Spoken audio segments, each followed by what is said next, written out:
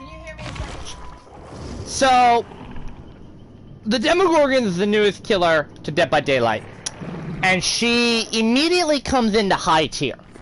As of right now in the game, the way I have it is pretty much you have Nurse, Spirit as your upper A tier, where they're clearly like the top two best. They're the hardest to play, but if you can play them, they are the best. And then you have in the right below that, you've got Billy, you've got Huntress, you've got Freddy, you've got Ghostface, and you've got the Demogorgon. And I have all 5 of them now in A tier because of what they do. And for different reasons.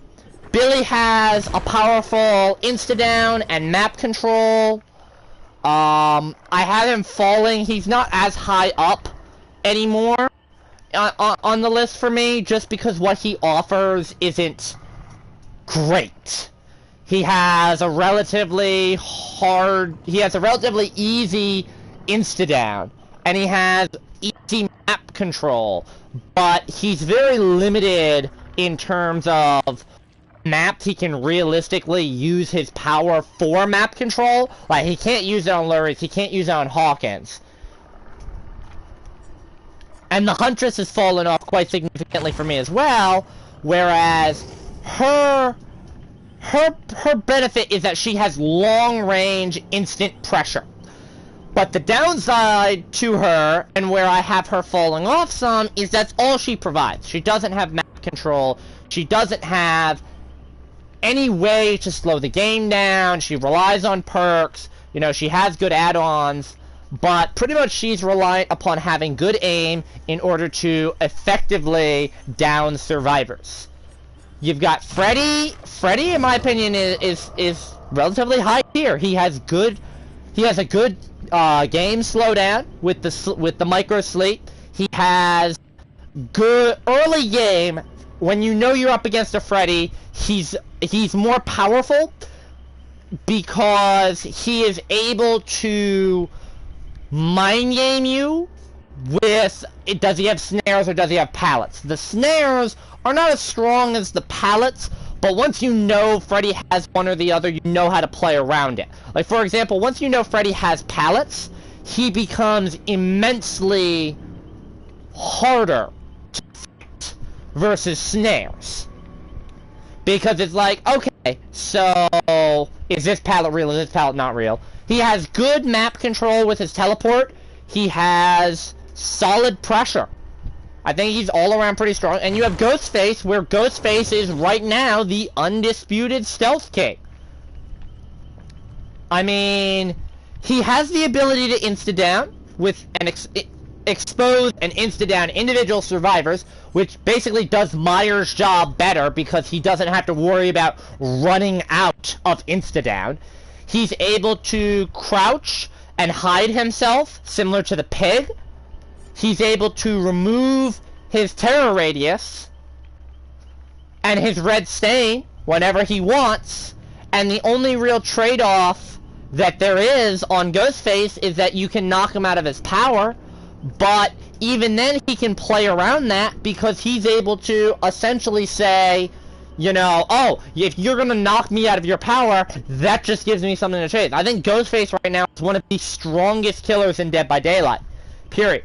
And another strong killer, the one we're going to be covering today, is the Demogorgon, also known as Audrey. Because she has such good versatility.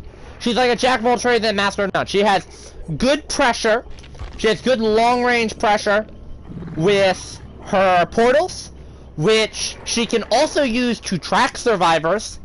She has a dash attack that lets her down and injure survivors, that can break pallets. She has stealth. When she comes out of her teleport, she has instant stealth. So she's a bit of a stealth killer. She's a bit of a long-range map pressure killer. She has ways to track survivors near portals and use them to protect, as she has some long-range capability. The Demogorgon right now is the number 3 killer for me. But I want to talk about something today that I see a lot of people doing, and I think it's wrong. Okay? If you look at the perks that I have on the Demogorgon, Unrelenting, Surveillance, Surge, Thrill of the Hunt, Tinkerer, Beast of Prey, Corruptive Intervention, Discordiance, Fire Up, Mindbreaker, Make Your Choice, Lightborn, Iron Maiden, Ruin, Noed, Huntress Lullaby, Devour Hope, Dying Light, Dark Devotion, Pop, Rancor, Whispers, Nurses, Cruel Limits, Play with Your Food, Haunted Ground, Distressing, Bitter Murmur, Agitation. I'm showing off my perks for a reason. There's one perk in here I don't have. Is that in the Blood Web? It is not in the Blood Web. Okay, that's good. Okay, so we are gonna go to we're gonna go to a custom game, and I'm gonna show you what I'm talking about when I'm referring to how you're playing the Demogorgon wrong. Okay, let me explain. Most commonly on the Demogorgon, this is what I see right now. You've got barbecue.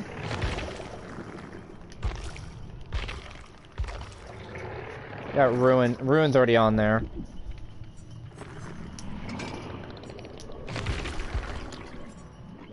Get Ruin. Take Rancor off. And you got Save the Best for last. This is your standard build for the Demogorgon that I see, and that last perk slot changes a lot. You know, you'll see like Enduring in there, you'll see Spirit Fury in there, sometimes Tinkering, sometimes Thrilling Tremors, sometimes Corrupt, Rancor, it doesn't matter. I see Save the Best for last so much, and I need to tell people, stop running this. So the way this perk works, if you did not know, is there is an obsession. Person with the little tendrils, as described in the picture right there.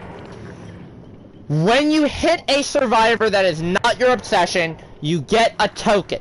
This token gives you 5% decreased attack speed cooldown. Basically, you recover faster. So just I've got my Mike Myers butcher knife, right?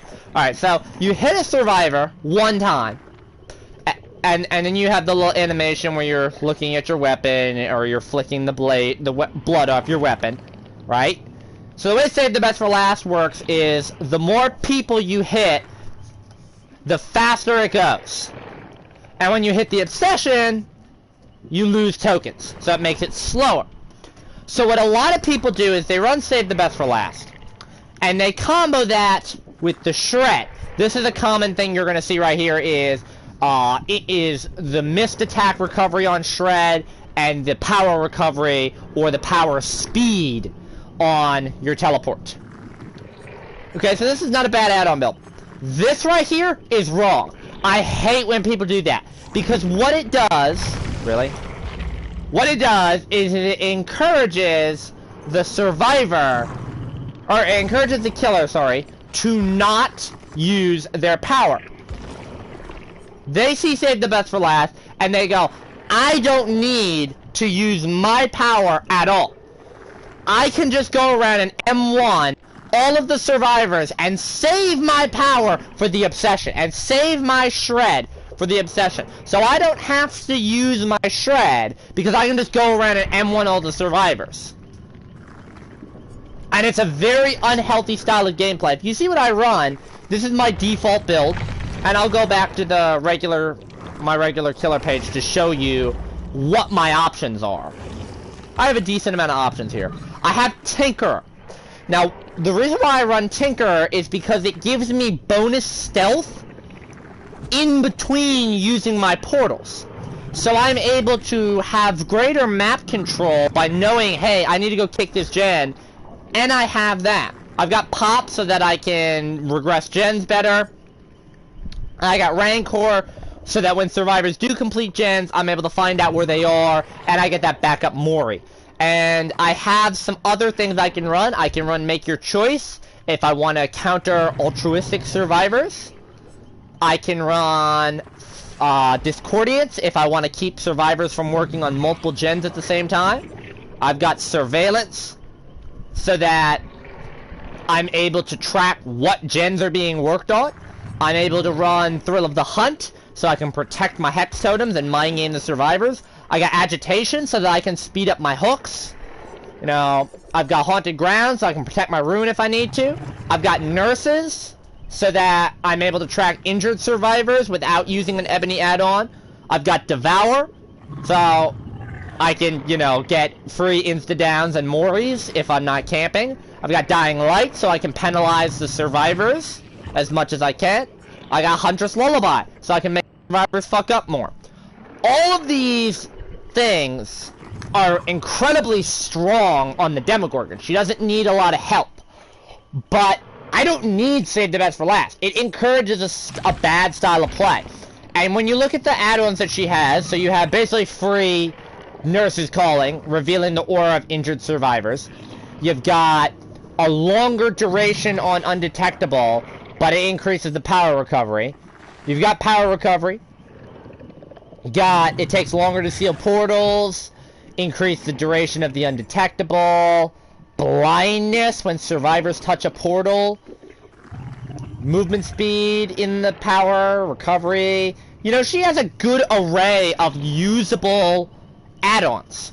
She doesn't really need attack speed recovery. And I think a lot of people treat her like an M1 killer. She's not. And if you play her like she's an M1 killer and she has this special attack just for the obsession, that's stupid. And now people are telling me, well, why are you making a big deal out of this? You could say the same thing about, you know, Leatherface. Because Leatherface can do the same thing where he just M1s regular survivors and he uses the chainsaw on the obsession.